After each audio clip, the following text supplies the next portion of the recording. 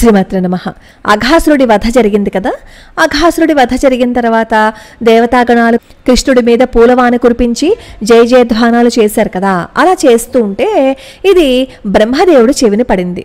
ఏం జరిగింది తెలుసుకుందామని చెప్పి బ్రహ్మదేవుడు అక్కడికి వచ్చి జరిగింది తెలుసుకుని చిన్ని కృష్ణుడి మహిమను చూసి ఆశ్చర్యపోతాడు. అయితే పరీక్షణ్ మహారాజుకి సుఖమహర్షి చెప్తూ, ఆ అఘాసురుడు అలాగే ఉండిపోయాడు, ఆ నోరు కూడా అలాగే ఉండిపోయి ఎండిపోయింది, ఆ నోటిలోకి ఈ గోపబాలురందరూ వెళ్ళి ఆడుకుంటూ ఉండేవారు, అది గుహలాగా భావించి అని చెప్పి అంటారనమాట.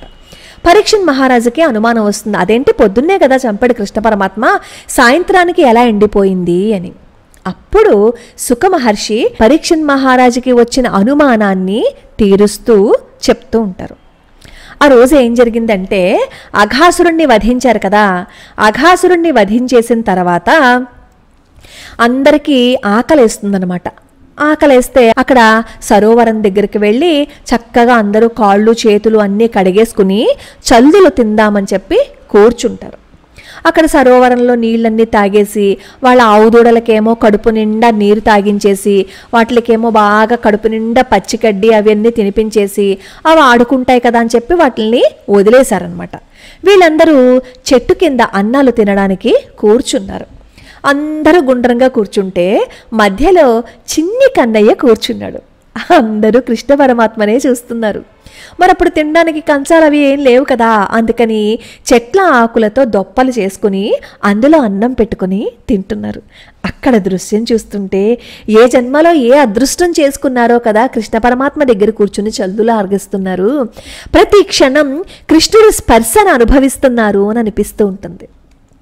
వాళ్ళు ఎంత మైమరిచిపోతూ కృష్ణ పరమాత్మని చూసి మురిసిపోతూ ఆ చల్దులు తింటున్నారు అంటే, చెట్ల ఆకులతో దొప్పలు చేసుకున్నారు కదా, ఆ దొప్పల్లో అన్నం పెట్టుకుని తింటుంటే ఒకడు దొప్పలో నుంచి ఇంకొకడు లాగేసుకుంటాడు. లాగేసుకుని అదిగో కృష్ణుడు చూడు ఎంత చక్కగా నవ్వుతున్నాడో అని చెప్పి కృష్ణుడు చూపించి మాయ చేస్తారు. అంత సమ్మోహన రూపం కృష్ణ పరమాత్మది. ఈలోపు కృష్ణుడు వంక చూస్తూ ఉంటే అతను దొప్పలో నుంచి ఇంకొకళ్ళు లాగేసుకుని అది తింటూ ఉంటాడనమాట. ఒకరు తెచ్చుకున్న పదార్థాలని ఇంకొకళ్ళు రుచి చూస్తున్నారు. అందరూ వాళ్ళు తెచ్చిన పదార్థాలని కృష్ణుడికి పెట్టి తినిపిస్తున్నారు. కృష్ణ ఈ ఊరగాయ చూడు ఎంత రుచిగా ఉందో, కృష్ణ ఇది తిను, ఇంకొంచెం తిను కృష్ణ అని కృష్ణుడి నోటికి అందిస్తున్నారు. గోపబాలురందరూ తాము తెచ్చింది పక్క వాళ్ళకి పెడుతూ వాళ్ళు తెచ్చింది వీళ్ళు తింటున్నారు. వేళ్ల మధ్యలో కృష్ణ పరమాత్మ కూడా ఇంటి దగ్గర యశోదమ్మకి చెప్పి ఏం చేస్తారంటే ఊరగాయ తెస్తారనమాట. ఊరగాయ తెచ్చి చేతిలో ఎడం చేతిలోనేమో పెరుగన్నం ముద్ద పెట్టుకుని కుడి చేతిలోనేమో ఆ ఊరగాయ ముక్కలన్నింటినీ దూర్చుకుని ఆ మధ్యలో కూర్చుని చక్కగా ఆస్వాదిస్తూ వాళ్ళకి పెడుతూ కృష్ణ పరమాత్మ నవ్వుతూ నవ్విస్తూ కేరింతలు కొడుతూ ఎంతో అద్భుతంగా మధ్య మధ్యలో ఆ పెరుగన్నంలో ఈ ఊరగాయ ముక్కలు నంచుకుంటూ ఆ చెయ్యి పెరుగన్నం కలుపుకున్నప్పుడు ఇలా ముద్దల్లో పెట్టుకుని తిన్నప్పుడు చేతికి కాస్త పెరుగు అంటుతుంది కదా, అలా పెరుగు అంటుతున్నప్పుడు ఆ వేళను నోట్లో పెట్టుకుని అలా చీకుతూ అసలు ఎంత అద్భుతంగా ఉంది అంటే ఆ దృశ్యం చూడడానికి రెండు కళ్ళు సరిపోతాయా అన్నట్లుగా అక్కడ పోతన గారు వర్ణించింది చదువుతూ ఉంటే ఎంత అద్భుతమో కదా, అప్పుడు ఎందుకు మనం పుట్టలేకపోయాము అని అనిపిస్తుంది. అలా అద్భుతంగా చల్దులు ఆరగిస్తూ ఉన్నారు. అలా చల్దులు ఆరగిస్తూ ఉంటే దేవతలు సైతం నోరెళ్లబెట్టి చూస్తున్నారు. ఎందుకంటే దేవతలకి కూడా ఇటువంటి అదృష్టం రాలేదు కదా. ఎవరికి వచ్చిందో చెప్పండి? గోపబాలులకి గోపికలకి వచ్చిన అదృష్టం ఇంకెవరికి వచ్చింది? కృష్ణ పరమాత్మతో అంత సాన్నిహిత్యంగా ఉండే అదృష్టం ఇంకెవరికీ రాలేదు.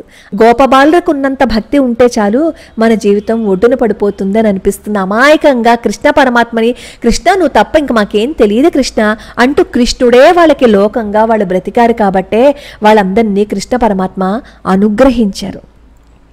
ఇలా వాళ్ళేమో చెట్ల నీడల్లో కూర్చొని అన్నం తింటూ ఉంటే ఆవుదూడలేమో గెంతుతూ వాళ్ళకి దూరంగా వెళ్ళిపోయాయి. దీన్ని అక్కడ ఉన్నవాడు ఒకడు చూసి, కృష్ణ మన ఆవుదూడలు కనిపించడం లేదు, ఈ అడవిలో ఎక్కడికి వెళ్ళిపోయాయో ఏమో అని చెప్పి కంగారుగా అంటాడు. అప్పుడు ఆ మాటలు విన్న కృష్ణ పరమాత్మ, ఏం భయం లేదు, మీరు అన్నాలు తింటూ ఉండండి, నేను వెళ్ళి ఆవుదూడలను వెతికి తోలుకుని వస్తాను అంటూ కృష్ణ పరమాత్మ ఆయన చేతిలో మీగడ పెరుగు అన్నం ముద్దని కొంచెంగా తింటూ ఆవులను వెతకటానికి వెళ్ళారు.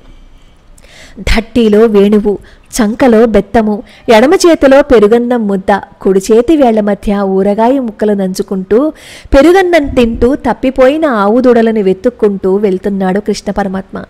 అడవి అంతా గాలిస్తున్నారు. కృష్ణుడు ఎంత వెతికినా ఆవు దూడలు కనిపించలేదు. ఇంకా వెతికి లాభం లేదని మళ్ళీ వాళ్ళు చల్దులు తిన్న చెట్టు దగ్గరికి వస్తున్నారు. ఎందుకు ఆవు దూడలు కనిపించలేదు అంటే, అఘాసురుణ్ణి వధించారు కదా కృష్ణ పరమాత్మ. అఘాసురుణ్ణి వధించిన తర్వాత అసలు ఈ చిన్న పిల్లాడు ఇలా ఎలా చేశాడు అని ఆశ్చర్యపోయాడు కదా ఈ బ్రహ్మదేవుడు. ఆ బ్రహ్మదేవుడు కృష్ణ పరమాత్మ ఈ ప్రకారంగా లీలలు చేయటం చూసి ఆశ్చర్యపోతాడు. ఆయనకి కాస్త అహంకారం ఆవహించిందనమాట. ఆవు దూడలన్నింటినీ మాయం చేసి వాటి స్పృహ పోగొట్టి సమీపంలో ఉన్న ఒక కొండ గుహలో దాచాడు. ఇప్పుడు కృష్ణుడు ఏ లీల చేసి ఆవు దూడలను రక్షిస్తాడో చూద్దాం అని ఆతృతగా ఎదురు చూస్తున్నాడు అనమాట. కృష్ణ పరమాత్మ వెనక్కి తిరిగి వస్తున్నారు కదా, అక్కడ దూడలేం కనిపించలేదని ఇక్కడ ఉన్న గోపబాలుని కూడా మాయం చేసేశాడు. మాయం చేసేసి ఆవు దూడలను ఉంచిన కొండ గుహంలోనే దాచిపెట్టాడు. కృష్ణ పరమాత్మకి ఆవు దూడలు కనిపించలేదు, గోపబాలురు కూడా కనిపించలేదు. వీళ్ళంతా ఎక్కడికి పోయారా అని చుట్టుపక్కల వెతికాడు. ఎక్కడా గోపబాలురు కనిపించలేదు. కృష్ణుడికి ఇది బ్రహ్మదేవుడు చేసిన మాయ అని తెలియదా? బ్రహ్మదేవుడు చిలిపి చేస్తా అని తెలుసుకుని తాను తలుచుకుంటే వెంటనే బ్రహ్మదేవుడు చేసిన మాయన పటాపంచలు చేసేసి గోపబాలురిని ఆవు దూడలని కూడా తన దగ్గరికి రప్పించుకోగలడు. కానీ అలా చేయలేదు. బ్రహ్మదేవుడు ఎంతకాలం ఆ ఆవు దూడలని గోపాలురిని దాచిపెడతాడో చూద్దాం అనుకున్నాడు. బ్రహ్మదేవుడు చేసిన మాయకి ప్రతి మాయ చేద్దామని అనుకున్నారు కృష్ణ పరమాత్మ. ఒకటిగా ఉన్న కృష్ణుడు అనేకమయ్యాడు. తానే ఆవు దూడలుగా గోపబాలురిగా మారిపోయాడు. వారి చేతుల్లో ఉన్న వేణువులు, బెత్తము, బూరలు, అన్నం ముద్దలు, ఊరగాయ ముక్కలు అన్నీ తానే అయ్యాడు.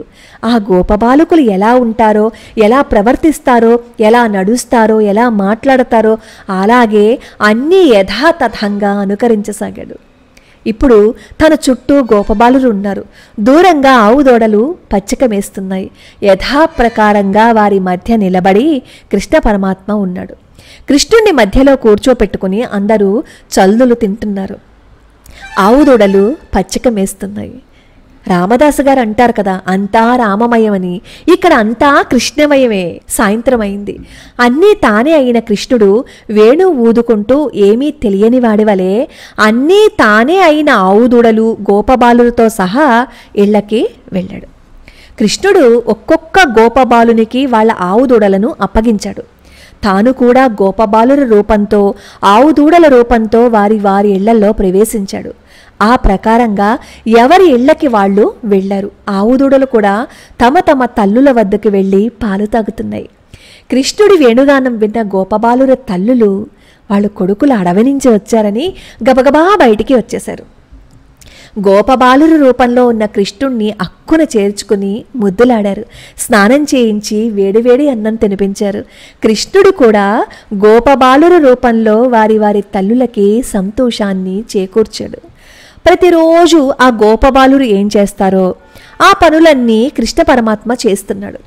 అదే మాదిరి ఆవు దూడల రూపంలో ఉన్న కృష్ణుడు కూడా ప్రతిరోజు ఆవు దూడలు ఏం చేస్తాయో ఆ పనులన్నీ చేస్తున్నారు.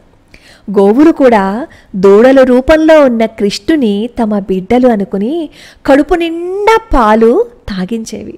ఆ ప్రకారంగా బృందావనంలో ఉన్న గోపకాంతలకు కృష్ణుడి మీద మాతృభావం పొంగి పొరలింది. కృష్ణుడు కూడా బృందావనంలో ఉన్న గోపస్త్రీలందరూ తన తల్లులు అనే భావనతోటే వారి మాతృత్వాన్ని మనసారా చవిచూశాడు. బృందావనంలో ఉన్న గోపకాంతలకి కూడా కృష్ణుడి మీద ముందు నుంచి మాతృప్రేమ ఉంది. కానీ సాక్షాత్తు కృష్ణుడే వాళ్ళ కొడుకు రూపంలో వచ్చారు కదా, అప్పుడు వాళ్ళ వద్ద ప్రేమ ఏమైపోయింది? రెండింతలైపోయింది ఆ పుత్రప్రేమ. అలా కృష్ణుడు తానే అందరూ గోపబాలురుగాను ఆవుదూడలుగాను 1 సంవత్సరం పాటు ఆడుకున్నాడు. అసలు గోపబాలురు ఆవుదూడలు బ్రహ్మదేవుడు మాయచేత ఆ కొండ గుహలో సృహ తప్పి పడి ఉన్నారు. ఈ ప్రకారంగా భూమి మీద 1 సంవత్సరం గడిచింది. బ్రహ్మదేవుడి కాలమానం ప్రకారం త్రుటి కాలం అన్నమాట. భూమి మీద 1 సంవత్సరం. భూమి మీద సంవత్సరం కాలం పూర్తవడానికి ఇంకా 5 రోజులు మిగిలి ఉండగా అన్నీ తానే అయిన కృష్ణుడు తన అన్న బలరాముడితో సహా అన్నీ తానే అయిన గోపబాలురు ఆవు దూడలతో సహా సమీపంలో ఉన్న అడవిలోకి వెళ్ళారు. ఆ సమయంలో ఆవు దూడలకి తల్లులైన ఆవులను మేపడానికి బృందావనంలో ఉన్న గోపకులు కూడా వచ్చారనమాట. పక్కనే ఉన్న గోవర్ధన పర్వతం మీదకి ఆవులను తీసుకుని. అప్పుడు ఆ గోవర్ధన పర్వతం కిందేమో కృష్ణ పరమాత్మ అన్నీ తానే అయ్యి లేగదూడలను తీసుకొచ్చారు కదా. అక్కడ పచ్చిక బయళ్లలో లేగదూడలన్నీ మేస్తూ ఉన్నాయి కదా. ఎత్తైన ప్రదేశంలో మేత మేస్తున్న ఆవులు కింద పచ్చిక తింటున్న వాళ్ళ దూడల్ని చూశాయి. కృష్ణుడే ఆవు దూడల రూపంలో వచ్చాడు అని ఆ గోవులకి తెలిసింది. ఆ గోవులు ఆ దూడల మీద ప్రేమతో కాపరలను కూడా లెక్క చేయకుండా ఎగురుతూ దుముకుతూ ఆ దూడల దగ్గరికి వచ్చేసాయి. అదేంటి, ఇప్పటి వరకు బాగానే ఉన్నాయి కదా, ఈ ఆవులు ఇలా ఎందుకు పరిగెడుతున్నాయని చెప్పి గోపకులు కూడా వాటి వెంట పరిగెత్తారు. వాటిని ఆపడానికి నానా తంటాలు పడ్డారు. కోపంతో వాటిని అదిలిస్తున్నారు. కానీ ఆవులు అసలు ఆపట్లేదే. గెంతుకుంటూ దూడల దగ్గరికి పరిగెత్తాయి. దూడలని చూడగానే ఈ ఆవుల పొదుగుల నుంచి పాలు కారటం మొదలుపెట్టేశాయి. ఆవులు తమ తమ దూడల శరీరాలని నాకుతున్నాయి, వాసన చూస్తున్నాయి.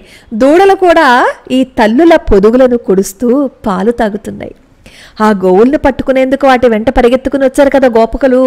వాళ్ళు అలా పరిగెత్తుకుని వచ్చి అక్కడ దృశ్యాన్ని చూసి ఎంతో ఆనందపడిపోతున్నారు. అలాగే అక్కడ కృష్ణుడితో పాటు గోపబాలురు కూడా వచ్చారు కదా లేగదూడల్ని మేపడానికి.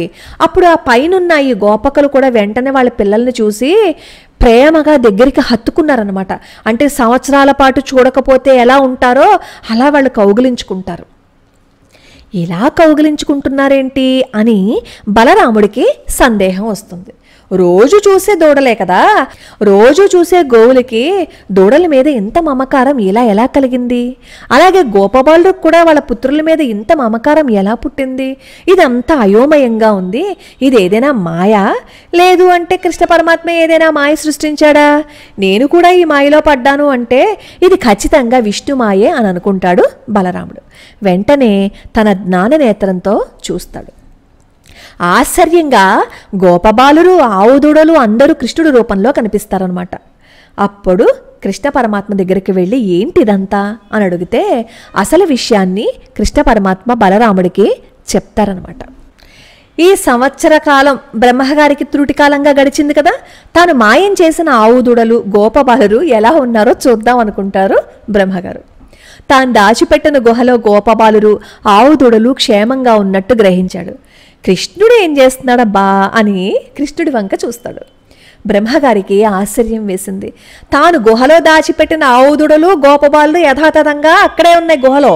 మరి కృష్ణుడి దగ్గర కూడా ఎలా ఉన్నాయి అని అనుకుని ఏంటి మాయా, ఇవన్నీ గుహలోనూ ఉన్నాయి, కృష్ణుడి దగ్గరే ఉన్నాయి, ఎలా సాధ్యం?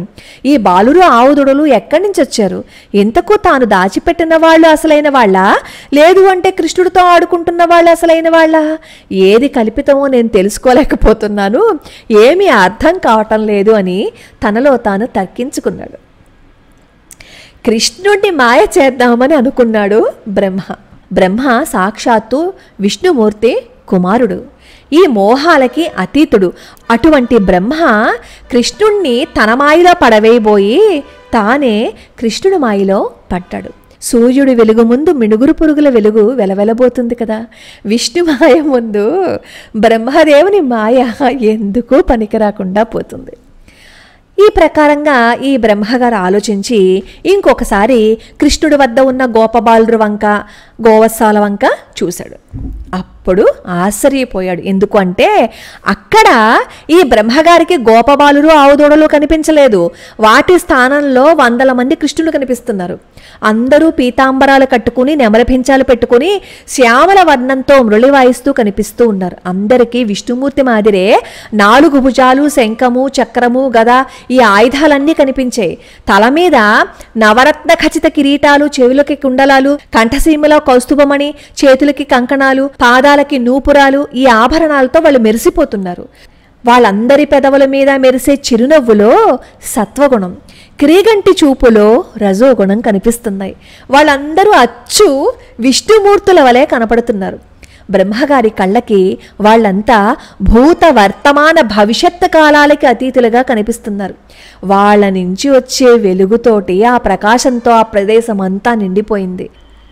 లోకంలో ఉన్న కదిలేవి కదలనివి అన్నీ చేతనత్వాన్ని పొంది శ్రీహరి రూపాలని ఉపాసిస్తున్నాయి.